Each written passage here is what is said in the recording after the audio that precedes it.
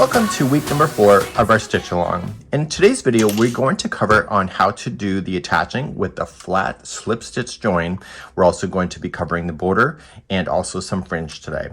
So I'm going to get yourself started. We're going to take a look at our roadmap, and at this time we should have all of the samples done. So as we do our flat stitch join, you can just start along and just follow all the way across like so. And then what's going to happen is that you're going to continue to do that. And these other little pieces on the side, I'm going to show you a little tip on how to join new yarn to make it look consistent when we go to do that. And then for the border, we're just going to follow it around, and we're going to evenly space our crochet across these flat edges that you have with those half hexagons. And then your fringe is added to the this sides here. So without further ado, let's get ready and let's show you how to join. So we're going to do a flat slip stitch join to start, and if you prefer to sew it together, just use the back loops only of each of the motifs. So the back loop on this side and then the back loop of this one. And what this is going to do, it's going to create a flat join that is really desirable. So whether you choose to do it the way the designer wants or you sew, make sure you stay on the back loop only. What I recommend is that when you start the back loop only and you're about to start, you're going to come into the very corner and you're going to go in here, the back loop, and then on the other side, just follow it and get the back loop of the corner of the next. Be consistent of the order on which one that you're picking up first. So in this case, I'm going to pick up the bottom. This does not have a slip knot, so don't create a slip knot. Create a long enough tail that you can deal with it later and bring it through and pull through and through, and let the tail just follow towards the back side, and we're going to secure that later.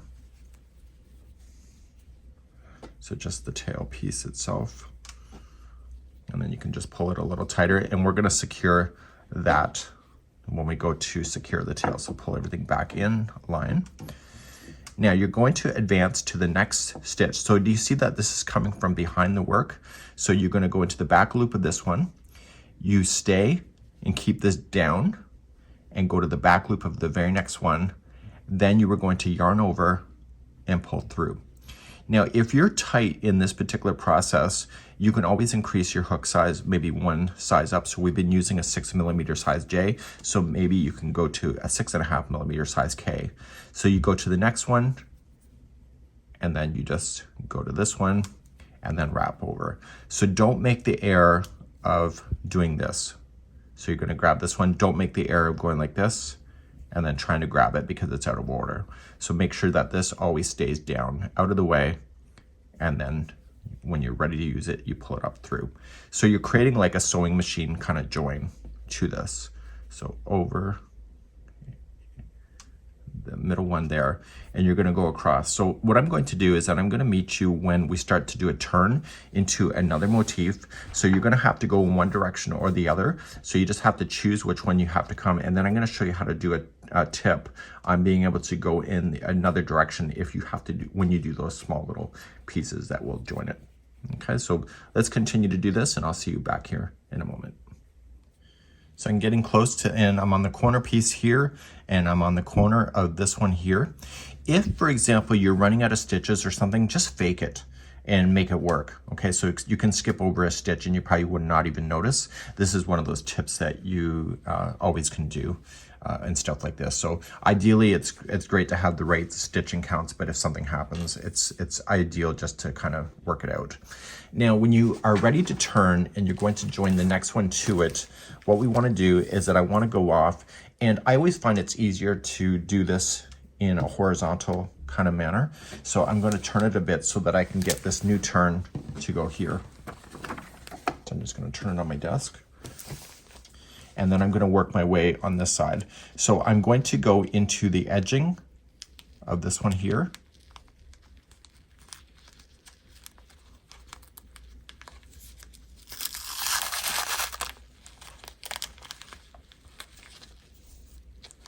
So I'm going to go into the edging of this one here, and I'm going to go back into the same edge of here, so it's the same corner. So it'll be attached to the same corner, and then you just work your way along, and so now you've just officially turned.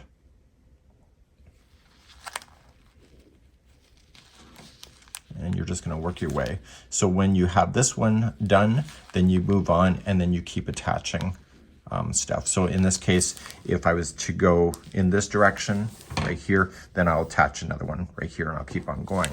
Well, what's going to happen is that you'll eventually have these little pieces that will have to be attached together. So I'm going to show you how to join it into a corner to make it look decent the way that the sample looks, and I'll be right back to show you that in a moment. So let's pretend that this is attached all the way up and you're just doing a piece that's right here.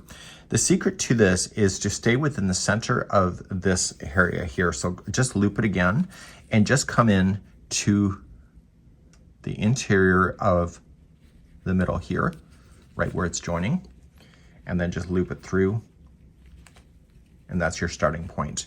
Let the straggler just fall to the back side out of your way, and then that's going to be considered your corner, and then you just move to the next one on both of your motifs to go like that. And what this is doing is that it's making the starting coming out of the join area here, and so it doesn't look out of place, nor does it leave a gap. And this is the way the real sample looks as well. Okay, and you just move along to that itself. So this is going to be how you're going to join it. Follow the roadmap on putting things together, but eventually you're going to have to secure the tails on this kind of stuff. So because I had you not start with a slip knot, I'm just going to show you that. And what we need to do is that we need to secure it when we started. So I'm just going to pull through. Let's pretend that we have that done. So right where I started, I want to take my tapestry needle, which I've already shown you how to do within the tutorial as well of all of the other 3 videos. And you're just going to take it and you're just going to stay on the back side and just weave it through the back here. Don't allow the needle to come to the front side of the work so that you can see it. So then you can just drag that through, and you're going to go through once, twice, and 3 times, and to be able to secure in your tails. So that would be how you would do that. So eventually, once everything is together, you're going to then do a border, and we're going to talk about that next. So looking at the real sample here, you can see that this the crochet stitches here are just put in, and they're just matching the items in order to go. So it's just equally spaced.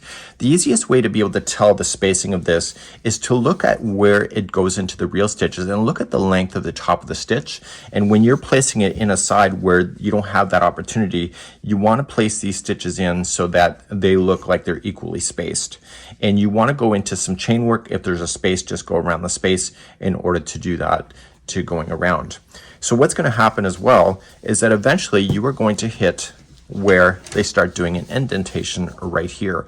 And so they want you to skip over top of the join section and just coming down, and you're going to stitch across, and then you're going to jump over and go up and down in the up and down motion when you're going to do this. So it's just literally an easy stitch in order to make that happen.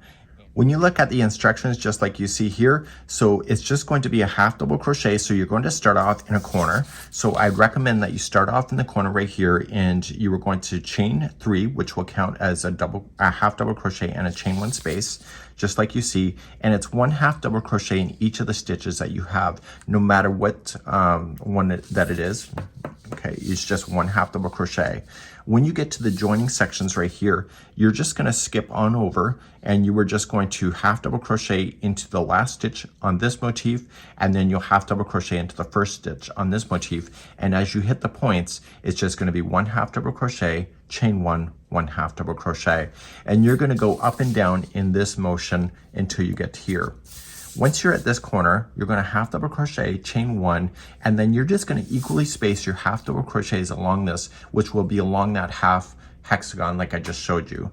And once you get to this one here, you're back to the regular stitch work. So look at the distance of the stitches on how it goes in, and then just kind of match the look of it here. So the counts are not given to you because you're only doing 1 round. So once you get all the way over to here, you just turn your blanket, half double crochet, chain 1, 1 half double crochet in this corner, and then just go up and down in the motion across, and then back through the other side. So it's a really easy way to be able to do this nice little border. So just as a quick demonstration, you want to start off, so pretend this is the corner of your blanket. You start off in the corner point, just like you see, and you are going to join it. and chain 3. That's a half double crochet and a chain 1 space, and half double crochet in the same one. So then you just work across the regular stitches that you can see and just place in 1 half double crochet in each of the stitches. So then when you get to the point here, it's going to be 1 half double crochet, chain 1, 1 half double crochet, and go on down. And right where they meet, you are going to go into the last one before the corner. So half double crochet all the way to this point, and then just jump on over and grab the first one of this one and half double crochet all the way back up. And when you get to the sides of this blanket, you just have to equally space along those half double crochet, or sorry, those half hexagons that are just really sitting there waiting for you to do. So it's going to bring everything nicely together, and it's going to be a fabulous time. So let's talk fringe. So along the edge with the up and down motion, you're going to have every other stitch to have these fringe. Now to make fringe, you are going to choose your color. In this case, it will be this color, and it is going to be 10-inch long, and you need 3 strands to go at the same time. Now, the way that fringe goes in is that it can be upside down or it can be the right way. So you want to make sure that the blanket is facing right side up, so the good side with all the flowers that you see are facing towards you. And what you need to do is that you need to just loop the 3 strands together like this, and you need to bring it through so that this crosses over the front side. If you look at the back, you can see this is what the back looks like. So if it looks like this, it means that you've looped it in the wrong direction. So this is how the back looks, this is how the front looks. So you want to be very consistent about this. I've done a stitch along before and I did it upside down by accident. To do this particular step, you need to put your hook in behind where you want to place it, and then just loop on and pull it through. Take it off your hook and just use your fingers and kind of open it up and place it through like this and pull. So it should match the other ones here. So if you go and you go in the wrong direction, what happens is that you put this fringe on backwards, and this is basically knotting onto itself. So I didn't pull it completely tight. So then if I go in the wrong direction of going from the front down like this, and then you put it in and you open it up and push it through, you will see that it's upside down compared to the rest. So you got to make sure that you go in the right direction of starting this kind of concept. So your hook has to be behind the work, coming through and pulling this through. Okay, so in behind. So from the back side, forward, as you pull it towards you, open it up and push the tails through and pull. And so this is how it should look on the edges. So you'll see that every other stitch has this fringe if you would like to do that, and it's along that edge that goes up and down, and it's a really neat way to finish off your project if you would like to add fringe. So this is how you would finish off your blanket, get it sewn together. We'd love to see your creativity, and we'd love to see you post it online of your success on being able to do this beautiful blanket together with our friends at Joanne. Until next time, we hope to see you on our next stitch along coming up in the fall, and I'll be back once again.